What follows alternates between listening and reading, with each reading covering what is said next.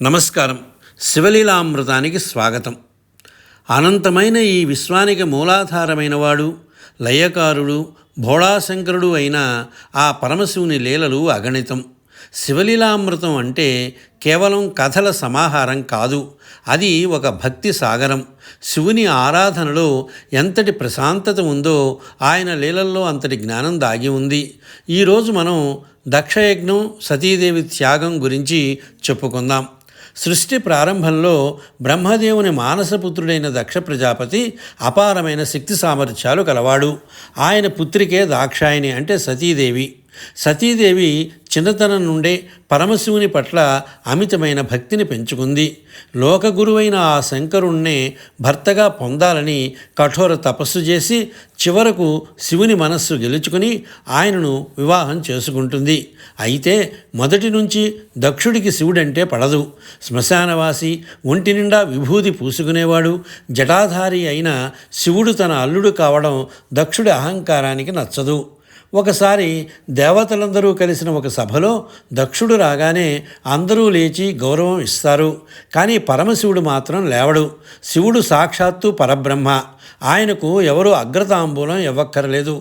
కానీ అహంకారంతో ఉన్న దక్షుడు దీన్ని తనకు అవమానంగా భావిస్తాడు. అప్పుడే శివుడిపై కక్ష పెంచుకుంటాడు. శివుణ్ణి అవమానించడమే ధ్యేయంగా ఒక భారీ బృహస్పతి యజ్ఞాన్ని తలపెడతాడు. దక్షుడు ఆ యజ్ఞానికి 3,000,000 దేవతలను, మునులను, యక్షులను అందరినీ ఆహ్వానిస్తాడు. కానీ కావాలనే తన కూతురు సతీదేవిని, అల్లుడు శివుడిని పిలవడు. ఆకాశంలో విమానాల మీద దేవతలందరూ యజ్ఞానికి వెళుతూ ఉండడం సతీదేవి గమనిస్తుంది.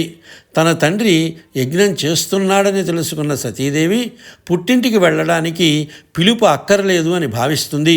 శివుడి వద్దకు వెళ్ళి, స్వామి, నా తండ్రి యజ్ఞం చేస్తున్నారు, మనం వెళదాం రండి అని కోరుతుంది. శివుడు చిరునవ్వుతో సతీదేవిని హెచ్చరిస్తాడు. దేవి, పిలవని చోటుకు వెళ్ళడం గౌరవప్రదం కాదు. ముఖ్యంగా అహంకారంతో పిలవని చోట అవమానం తప్పదు. అది ప్రాణాల కంటే మిన్నగా బాధిస్తుంది అని చెప్పాడు. కానీ పుట్టింటిపై మమకారంతో సతీదేవి వినదు. చివరకు శివుడు తన గణాలు మరియు నందివాహనాన్ని ఇచ్చి సతీదేవిని పంపిస్తాడు. సతీదేవి యజ్ఞశాలకు చేరుకుంటుంది. కానీ అక్కడ పరిస్థితి భయంకరంగా ఉంటుంది. తన తండ్రి దక్షుడు కనీసం ఆమెను పలకరించడు సరికదా, అందరి ముందు శివుడిని హేళన చేస్తూ మాట్లాడతాడు. బిచ్చగాడిని పెళ్లి చేసుకుని మా వంశ గౌరవాన్ని తీశావు అని దూషిస్తాడు. యజ్ఞంలో శివుడికి ఇచ్చే హవిర్భాగం అంటే వాటా కూడా లేదని ప్రకటించి శివుణ్ణి దారుణంగా అవమానిస్తాడు. తన పతికి జరుగుతున్న అవమానాన్ని చూసి సతీదేవి తట్టుకోలేకపోతుంది. శివుడు చెప్పిన మాటలు సతీదేవికి గుర్తొస్తాయి. తండ్రి మాటల కంటే అపనిందపడ్డ తన పతికి ముఖం చూపించలేనని ఆమె కుమిలిపోతుంది. ఈ దేహం దక్షుడి వల్ల వచ్చింది, ఈ పాపి ఇచ్చిన శరీరాన్ని భరించడం నా వల్ల కాదు అని నిశ్చయించుకుంటుంది.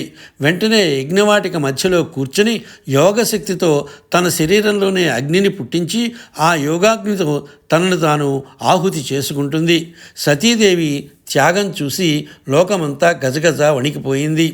సతీదేవి మరణవార్త తెలిసిన శివుడు తీవ్ర ఆగ్రహానికి లోనవుతాడు.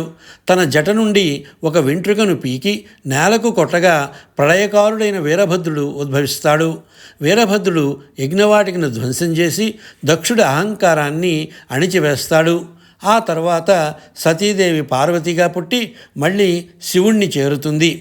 ఈ కథ ద్వారా మనం నేర్చుకోవలసింది ఏమిటంటే, భగవంతుని పట్ల అహంకారం చూపిస్తే ఎంతటి వారైనా పతనం తప్పదు.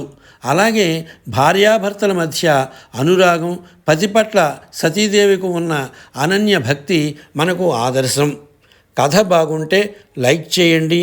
మరిన్ని కథల కోసం వెంటనే ఛానల్ని సబ్స్క్రైబ్ చేసుకోండి. స్వస్తి.